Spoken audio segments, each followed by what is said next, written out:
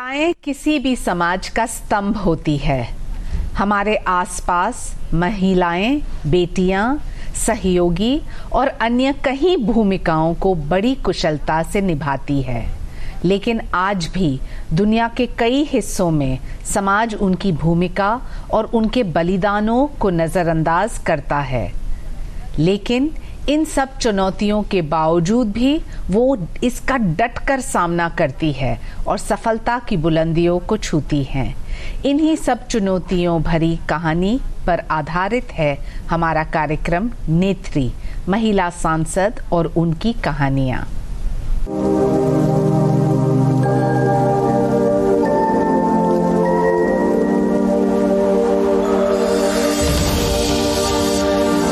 नमस्कार, स्वागत है आप सबका हमारे खास कार्यक्रम नेत्री, महिला सांसद और उनकी कहानियाँ। मैं हूँ शाइना एनसी और आज हमारे साथ मौजूद है रक्षा निखिल खडसे, जो कि महाराष्ट्र के रावेर से लोकसभा सांसद है। बहुत स्वागत है आपका इस चर्चा में। चर्चा शुरू करने से पहले इनके जीवन के सफर की छोटी सी झलक।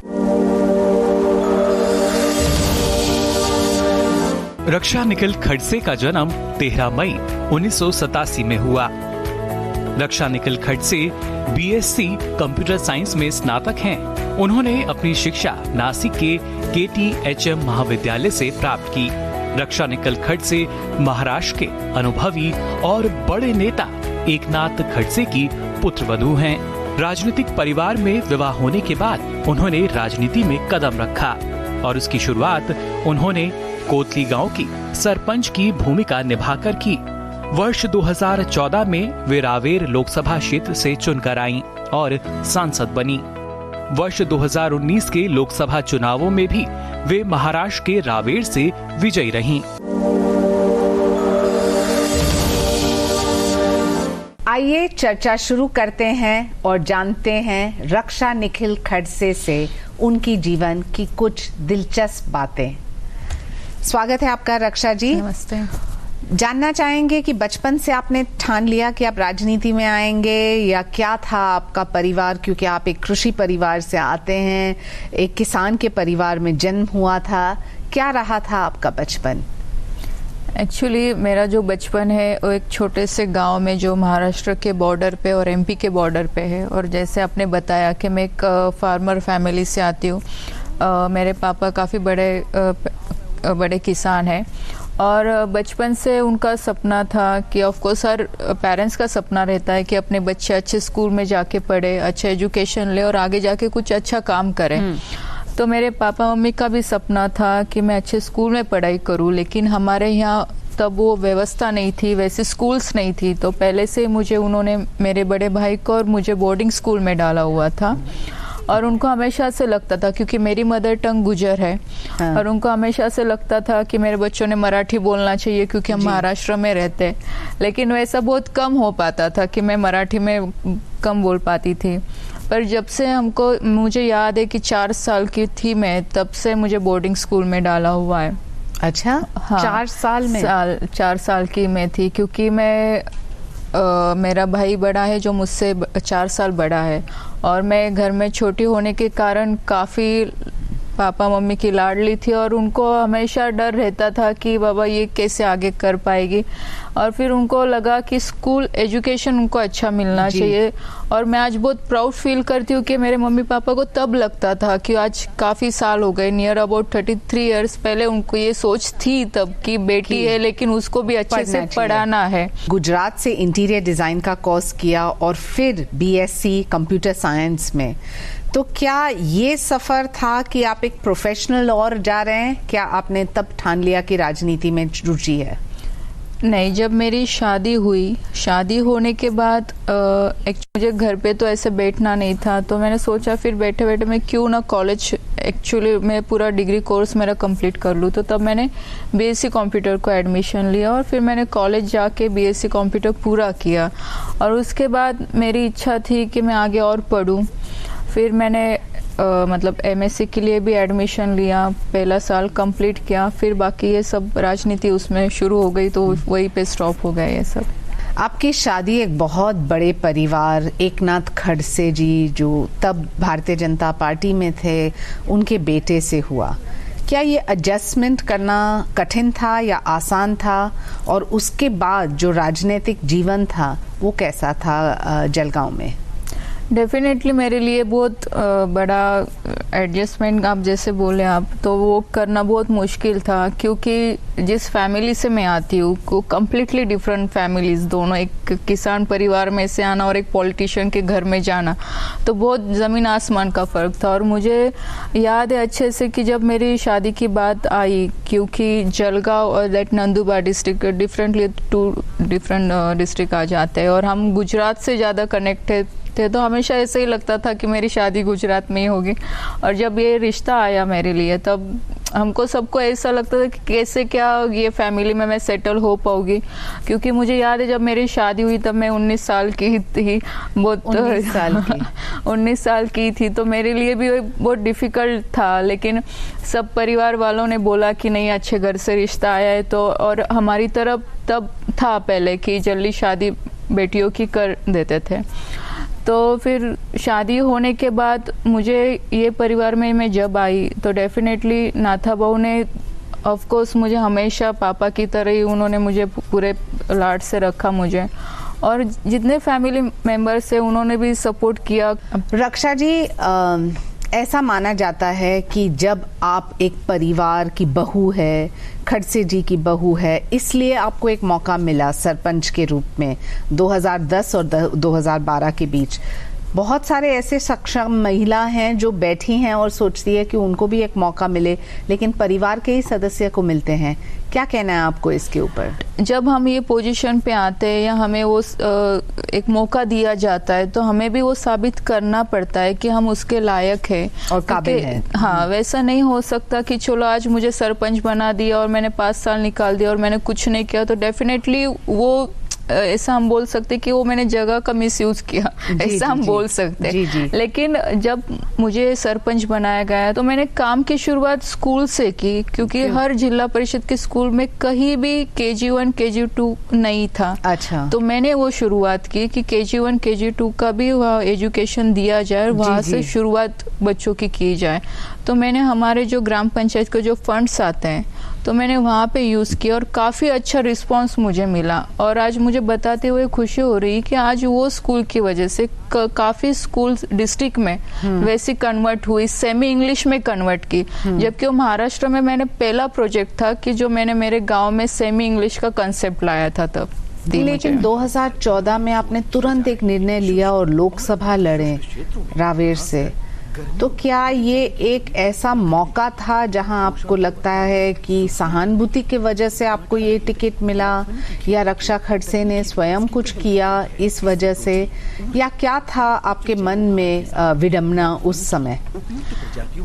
जब निखिल जाने के बाद, मैं 1 महीना ये सब होने के बाद मैं घर से निकली। मैंने जब खड़से साहब को भी बोला कि मुझे अभी काम करना है, क्योंकि मैं घर पे ये सब सिचुएशन में नहीं ज़्यादा रह सकती थी, क्योंकि वही सब आते रहता मन में, और कहते हैं ना, और idle mind is the devil's workshop. तो इसीलिए फिर मैंने तब लोगों के बीच में ज़्यादा रहना पसंद किया। मैं ज़्यादा टाइम मेरे काम को देती थी, मतलब जिला पंचायत में थी मैं तब, हेल्थ और एजुकेशन मेरे पास था, उसकी चेयरमैन थी। तो मैं ज़्यादा से ज़्यादा टाइम लोगों के साथ स्पेंड करती थी। और मैं जब गांव में जाती थी, महिलाओं से मिलती थी, तो मेरे जैसे ऐसे कई महिलाएं मैंने देखी कि वो सिंगल है और उनको भी कहीं ना कहीं आधार चैलेंज है, ज़रूरत है। और मुझे ऐसा लगता था कि आज अगर मुझे मौका मिला है कि आज मैं जिला पंचायत के माध्यम से महिलाओं को कुछ मदद कर पाऊँ। धीरे धीरे मेरा काम बढ़ाया, पूरे मेरा मतलब जो क्षेत्र है वहाँ पे मैं घूमती रही। 1 साल भर मैंने काफ़ी हार्ड वर्क किया, और उसके बाद 2014 में वो सिचुएशन वैसी तैयार हुई कि पार्टी को मुझे टिकट देना पड़ा। और क्योंकि आपको पता है कि जैसे आपने बताया, सहानुभूति तो ऑफ कोर्स थी, एक नाथा बहू का नाम मेरे साथ जुड़ा हुआ था, और उसके बावजूद महिला हूँ मैं, और जिला पंचायत में भी मेरा काम था, तो लोगों को लगता था कि चलो इनको मौका दिया तो ये कर पाएगी। तो 2014 में जब आप पहली बार लोकसभा लड़े रावेर से, वहाँ आपने आपके बच्चों को भी लेके कैंपेनिंग किया, 2 बच्चे जो इतने छोटे छोटे हैं, कैसा रहा पूरा ये सफ़र? कैंपेनिंग वो मेरा पहला इतना बड़ा इलेक्शन था और सडनली 1 साल के बाद जब निखिल जाने के बाद 2013 में उनका निधन हुआ और 2014 में मुझे इलेक्शन लड़ना पड़ा। और कभी मैं मतलब ठीक है, एक गांव की सरपंच, जिला पंचायत के मेंबर और डायरेक्टली संसद में आना, ये बहुत बड़ा जंप है। हाँ, जंप भी है और बहुत बड़ा चैलेंज भी है जी। लेकिन जब और बहुत बड़ा क्षेत्र भी आ जाता है, क्योंकि जिला पंचायत में काम करना वो एक लिमिटेड 20 गांव का आपका एक क्षेत्र रहता है, लेकिन यहाँ नियर अबाउट 1400 गांव मुझे घूमने थे, लोगों के बीच जाने थे। कहीं क्योंकि मेरे 2 डिस्ट्रिक्ट आते, दैट बुल्ढाना और जलगांव। तो बुल्ढाना में मैं किसी को पहचानती नहीं थी, वहाँ के लोगों के लिए मैं नई थी, लेकिन ये सब करते करते काफ़ी सपोर्ट लोगों का मिला। ऑफ कोर्स बच्चों के लिए भी एक ये नया था कि मम्मी हमारी क्या कर रही है, तो उनको भी मैंने कैंपेनिंग के वक्त 2-3 जगह पे वो मेरे साथ आए और उनको भी तब धीरे धीरे तब समझ आने लगा कि हमारी मम्मी क्या करती है। रक्षा जी, आपने सही कहा कि जिला से डायरेक्ट सांसद, और वो भी एक फैमिली ट्रेजेडी, और इतनी बड़ी ट्रेजेडी के बाद उसके बाद एक सिचुएशन आता है 2014 में, जहां आप यंगेस्ट मेंबर ऑफ पार्लियामेंट थी, 26 साल की। शायद हीना गावित जो नंदुरबार से है वो भी आपके साथ। तो बहुत सारे उम्मीद होते हैं, तो ये प्रेशर थोड़ा ज़्यादा था तब? बहुत ज़्यादा प्रेशर था, क्योंकि एक जगह मुझे खुशी भी थी कि चलो आज हम मोदी जी की टीम में काम कर रहे हैं, क्योंकि इतना बड़ा प्लेटफॉर्म मिलना ये मुझ में बहुत बड़ी बात थी कि आज इतने बड़े प्लेटफॉर्म पे मुझे आज यहाँ संसद तक लोगों ने पहुँचाया, पार्टी ने पहुँचाया यहाँ तक। और मोदी जी के साथ काम करना, मतलब एक जगह मुझे खुशी भी उतनी वो चीज़ की थी कि चलो मैं आज संसद में आके काम कर रही हूँ। आज जहाँ पूरे कंट्री से वहाँ पे लोग चुन के आते हैं और आज मुझे उनके साथ काम करने का मौका मिल रहा है। और दूसरी जगह मुझे ये डर भी था कि मैं कर पाऊँगी या नहीं कर पाऊँगी, क्योंकि ठीक है आप लोगों ने आपको चुन के दिया, लेकिन आगे के चैलेंजेस आपके साथ इतने थे। लेकिन आपके कंस्टिट्यूंसी के कौन से ऐसे प्रॉब्लम्स हैं जहां 2014 में आपको लगता है कि ये समस्या का समाधान हुआ है? 2014 से तो अभी तक मुझे लगता है कि हमारे यहाँ हाईवे का सबसे बड़ा इशू था, तो कई सालों से पेंडिंग इश्यूज था। उसके बाद रेलवे, जो भुसावल जो है, जो रेलवे का सबसे बड़ा डिवीजन माना जाता है, तो वहाँ की काफ़ी समस्या थी, वो हमने सॉल्व आउट की आरओबी के माध्यम से। मतलब जब बीजेपी का गवर्नमेंट सेंट्रल में, मतलब ऑफ कोर्स मोदी जी के साथ हम काम कर रहे हैं। ये सेंट्रल योजना का फायदा होता है आपको? हाँ, काफ़ी हुआ। मतलब मैं तो मानती हूँ कि मेरे क्षेत्र में हमने जितने भी काम किए, मतलब नेशनल हाईवे का काम मैंने पूरा कंप्लीट किया।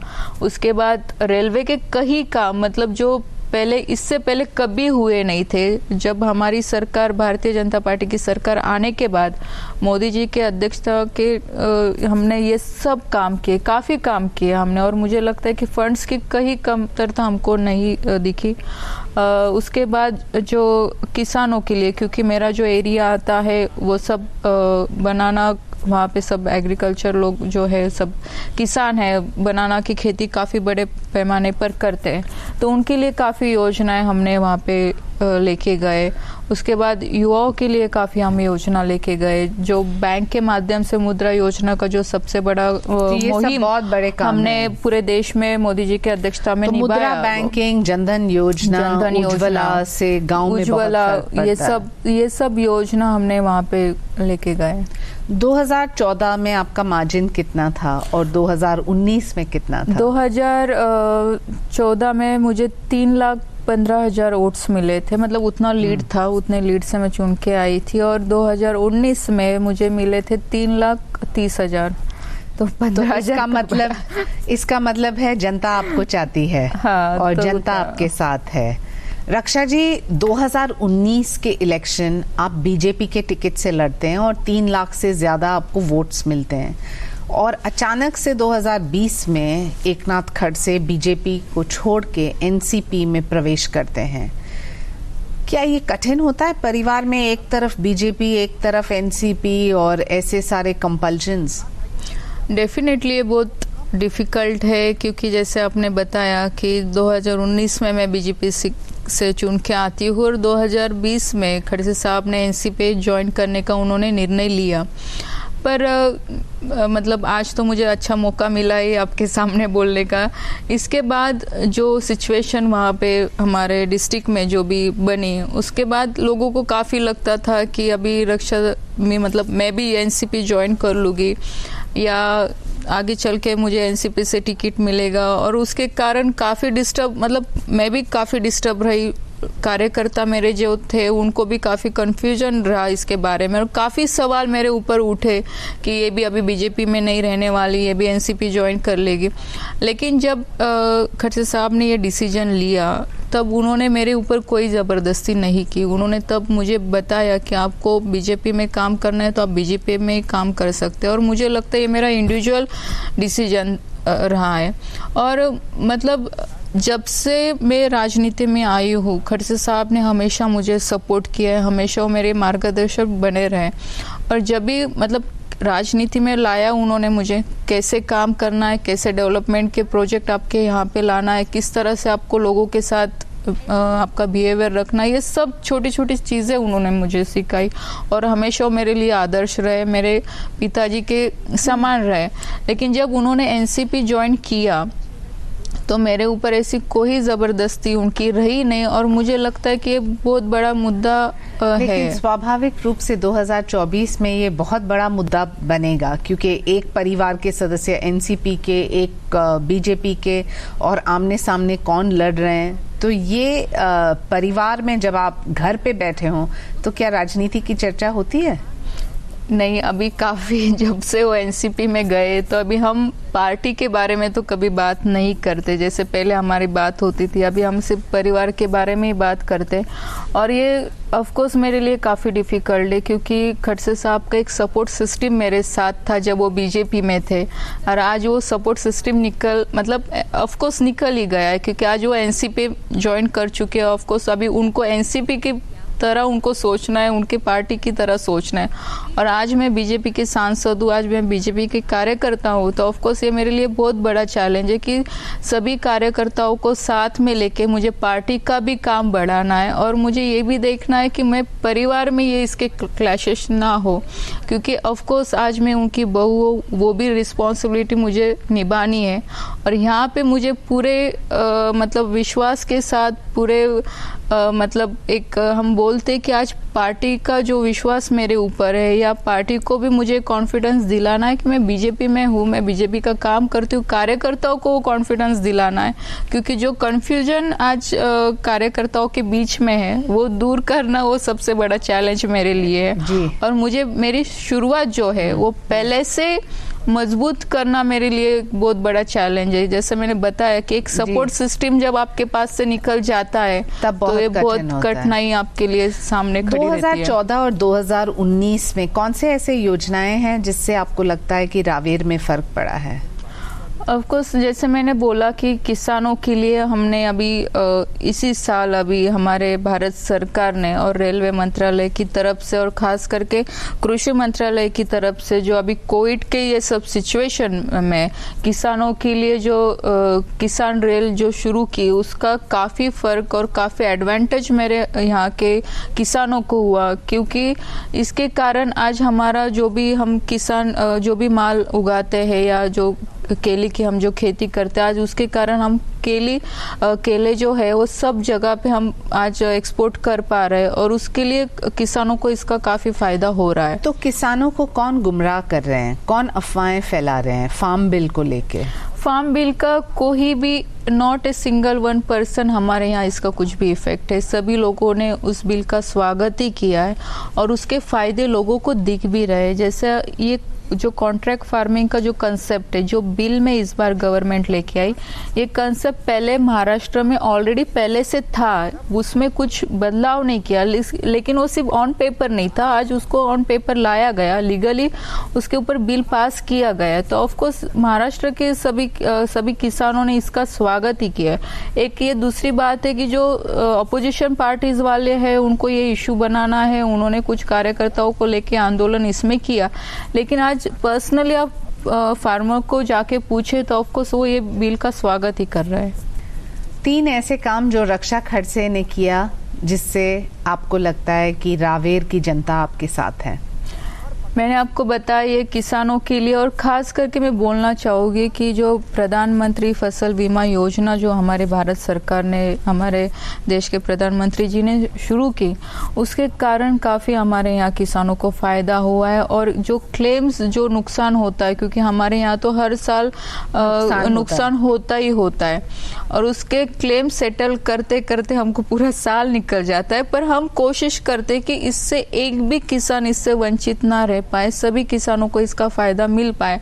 और मैंने ये काम पूरे कॉन्फिडेंस के से मैं बोल सकती हूँ कि किसानों ने हमेशा ये काम, मेरे काम को अप्रिशिएट किया है जो मैंने किसानों के लिए किया है। दूसरा मैं बोलना चाहूँगी जो हाईवे का जो सबसे बड़ा प्रोजेक्ट हमारे यहाँ पे बने कि जलगांव डिस्ट्रिक्ट के ऐसे बहुत मतलब जस्ट 1-2 रोड्स ऐसे बाकी हो गए जो हाईवे में कन्वर्ट होना बाकी है। 1400 गांव पूरे हमारे ऐसे जो मेन रोड्स है, मैं खास करके हमारे प्रधानमंत्री जी का और गडकरी जी का बहुत दिल से उनके आभार व्यक्त करती हूँ कि उन्होंने उनके माध्यम से मतलब हमारे डिस्ट्रिक्ट के पूरे रोड की कनेक्टिविटी इतने अच्छे से बनाई है कि इससे काफ़ी प्रोग्रेस मेरे कॉन्स्टिट्यूंसी का और हमारे डिस्ट्रिक्ट का होने वाला है।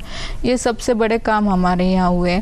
और जो अभी हमारे भारत सरकार की जो रू अर्बन करके योजना है, जो क्लस्टर प्रोग्राम है कि जिसके माध्यम से हम महिलाओं के लिए वहाँ पे प्रोजेक्ट बना रहे हैं। और रक्षा जी, जब आप राजनीति में व्यस्त नहीं तो आपके बच्चे के साथ आप कैसे समय बिताते हैं? बच्चों के साथ तो समय मिलना ये तो बहुत डिफिकल्टी होता है, क्योंकि ऐसा हो ही नहीं पाता कि राजनीति में हम बिजी ना रह पाए, क्योंकि कंटिन्यू आपको ये 24 आवर्स आपकी ड्यूटी, मतलब आप रात ये भी तो एक बलिदान है। ऑफ कोर्स है, क्योंकि मुझे पता है कि मेरे बच्चों को, मेरे बच्चे अभी मुंबई में पढ़ते हैं दोनों, मेरा बेटा अभी 4th स्टैंडर्ड में, बेटी अभी मेरी 7th स्टैंडर्ड में। लेकिन ये काफ़ी डिफिकल्ट मेरे लिए रहता है कि उनके स्कूल्स के प्रोग्राम अटेंड करना। कई बार तो ऐसा हो जाता है, टीचर मीटिंग्स में जाते हो, नहीं जाते हो? बहुत कम जा पाती हूँ। और मैं वही आपको बोल रही हूँ कि कई बार ऐसे हो जाता है कि बच्चों मतलब उनको बोलना पड़ता है कि मम्मी आप आपके डायरी में ये लिखो कि हमारा इस दिन मीटिंग है, आप अपॉइंटमेंट हमको दीजिए कि इस दिन हमारे स्कूल में आपका मीटिंग है और आपको आना है। लेकिन वो स्वीकार करते हैं आपको? करते, लेकिन तब बहुत बुरा लगता है कि इतने ये सब सिचुएशन में हम हमारे बच्चों को भी टाइम नहीं दे पा रहे हो। जबकि आप सिंगल मदर हो तब ये ज़्यादा डिफ़िकल्ट मेरे लिए होता है कि चलो आज उनके पापा रहते तो ऑफ कोर्स चलो वो जा पाते, या वो राजनीति में रहते तो मैं फुल टाइम मेरे बच्चों के साथ आज रह पाती। और मुझे ये चीज़ हमेशा फील होती है कि आज मैं अगर निखिल रहते तो ऑफ कोर्स मुझे नहीं लगता कि मैं राजनीति में आगे इतना कंटिन्यू कर पाती, मैं पूरा टाइम मेरे बच्चों के साथ दे पाती। लेकिन आज वैसी सिचुएशन नहीं है, आज मुझे राजनीति भी संभालनी है, घर को भी संभालना है, बच्चों को भी संभालना है, और ये सबसे बड़ा टास्क मेरे लिए है। और स्कूल की जब उनकी बात आती है तो कई बार मेरी भागदौड़ होती है। मतलब एक आध दिन तो ऐसा आता है कि मुझे रात को बैठ के भुसौल से बैठ के सुबह 4 बजे मुंबई एयरपोर्ट पहुंचना है, मुंबई एयरपोर्ट से मुझे दिल्ली आना है, दिल्ली मीटिंग अटेंड कर मुझे वापस शाम की फ़्लाइट लेके मुंबई पहुंचना है, दूसरे दिन बच्चों के प्रोग्राम अटेंड करके उनकी मीटिंग अटेंड करके टीचर को मिलके रिटर्न मेरे कॉन्स्टिट्यूंसी में आना है। ऐसा भी हमें कई बार एडजस्ट करना पड़ता है और बच्चों का मूड भी संभालना पड़ता है, क्योंकि ऑफ कोर्स उनको भी लगता है कि मम्मी ने हमारे साथ टाइम स्पेंड करना चाहिए। पर जब से मेरे बच्चे बड़े हो रहे तब से उन्होंने ये सब मेरा फील्ड भी देखा है, और मैं भी हमेशा उनके साथ मेरी ये सब बातें शेयर करती रहती हूँ। उनको कई बार मैं फील्ड पे भी लेके जाती हूँ, क्योंकि उनके मन में भी ये नहीं रहना चाहिए कि हमारी मम्मी दिन भर बाहर क्या करती है जी। तो उनको ये बताना भी उतना ही ज़रूरी है कि देखो मैं जाके बाहर क्या करती हूँ, आप भी आइए, आप भी देखिए मैं क्या करती हूँ। तो वो मैं हमेशा करती रहती हूँ, तो उनको वो एक रहता है कि नहीं मम्मी काम कर रही है, मम्मी लोगों के प्रॉब्लम सॉल्व करती है, उनके साथ कुछ जो बातें वो करती है, तो वो थोड़ा शांत रहता है। अंत में मैं चाहूंगी कि मराठी में आप एक संदेश दें उन महिलाओं को जो आज रक्षा खड़से के संघर्षों के बावजूद उनको एक आदर्श मानते हैं।